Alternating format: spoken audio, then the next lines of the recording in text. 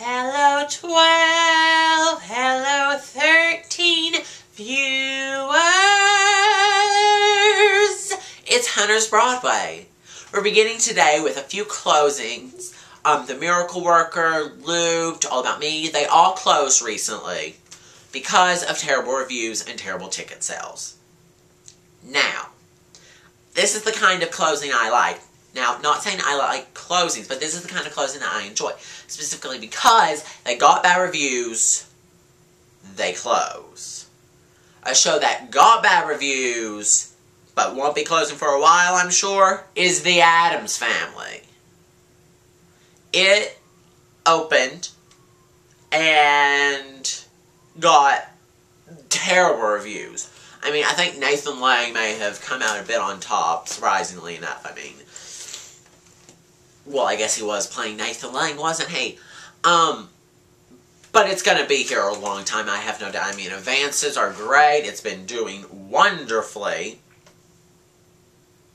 And I mean, what can you expect from something that when someone goes, hey, The Addams Family, go over there and see it. Everyone flocks to it. And those few that are like, Addams Family, that's a terrible idea for a musical. Then you go, Nathan Lane and Bebe Neuwirth. They go running. Oh well. Just have another Wicked. And even Wicked got better reviews than The Addams Family. That's saying something. I mean, whoa. Other shows that opened were Red. It got pretty good reviews. What else opened? Lend Me a Tenor got pretty good reviews. They were okay. I don't know. $1 Million Quartet opened. Respectable reviews. I mean, you can't expect much from that show. You really can't. Nobody did. Now, on to other news. Long time ago. Hedwig and the Angry Itch, which is this off-Broadway show, like from the 90s, I think. Big cult classic, made into a movie in my Netflix, you will watch it at some point, is actually planning on coming to Broadway. Now, many people are saying, whoa, this show doesn't belong on Broadway. It's too small, it just won't work, it's just the whole idea just doesn't work. But we shall see. Another show that may be coming is a show called Yank. Now, it's about, and now it's been playing off-Broadway, big hit, very good reviews. And it's about these two soldiers who are in love. It's planning on coming next season. Moving on, speaking of next season, Love Never Dies, weeks ago, shows how quickly I get these videos made. Weeks ago, announced that because they were making a whole bunch of changes, they'll be pushing their date back from November to spring. Now, Jerry Mitchell and Jack O'Brien were already slated to do Catch Me If You Can for the spring, which they just announced that it's for the spring. And so people are wondering, how is this going to work? Are they going to have to pick one? Are they going to separate? Are they going to just work on them two together? It's going to be crazy. And interesting, I have no doubt. Hopefully they'll completely rewrite Love Never Dies to make it an actually good musical. Probably not. Moving on, just recently, now this is recent, Daniel Radcliffe was announced to be starring in a revival for next season, I believe, of How to Succeed in Business Without Learning Trying. The Pulitzer Prize winner from 1961, he did a reading of it with Rob Achford directing, who did, Promises. Yeah. And, it was, yeah, he did a reading for it, and now it's official! Yay! Happy day! It'll be interesting. I mean, we'll see if he can actually sing. Carry a tune. Anyway, what now? Pulitzer Prize winners. Pulitzer Prize winners. Ooh, ooh, ooh. Guess what won the Pulitzer Prize? Next to Normal. Oh my gosh. I was so surprised. I was like, whoa. Crazy. a lot of people are like, what? What? This show does not deserve to win the Pulitzer Prize. These are also people that probably didn't like Rent and didn't think it should have won the Pulitzer Prize.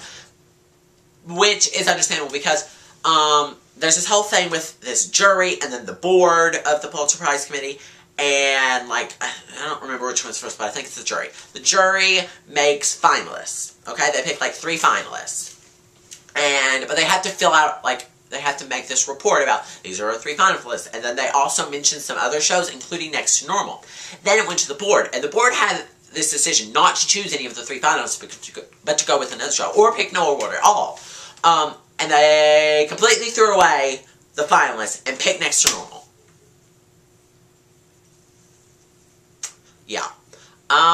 This is interesting. I personally like it. It's only the 8th musical to have won the Pulitzer Prize. Not that, you know, every 10 years we should have a Pulitzer Prize winner in a musical, but, I mean, it is a nice, thing, and, you know, there are some people that are like, the story's too weak, it's just, you know, song, song, song, woo, crazy moments, but not as a whole a good show. But I don't know, I can't have an opinion on it. I liked Rent, I cried, maybe it was because I was watching the final cast, I'm like, oh my god, this is the last one. But still, wow, I talked a lot just then. Anyway, what else? Ooh, Everyday Rapture, is going to be replacing Lips Together, Teeth Apart in the roundabout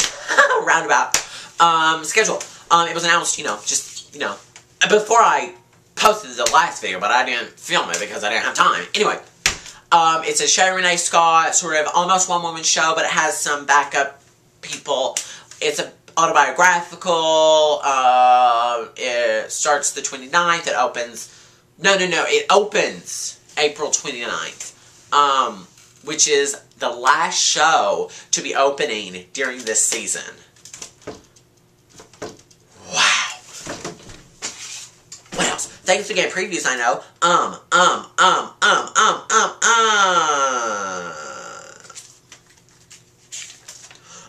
Enron started. Collected Stories started. Oh. You know how I mentioned that Rent was going to be at, the Hollywood Bowl that Neil Patrick Harris was directing?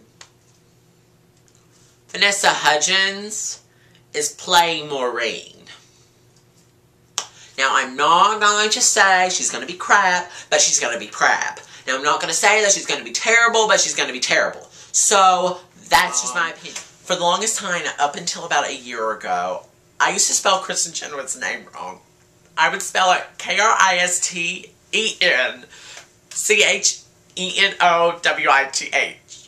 And I felt like such an idiot when I found out that I was spelling it wrong. You have no idea. And, I mean, it was an honest mistake, I swear. But, Kristen, I hope you'll forgive me. Oh, Hunter, I forgive you.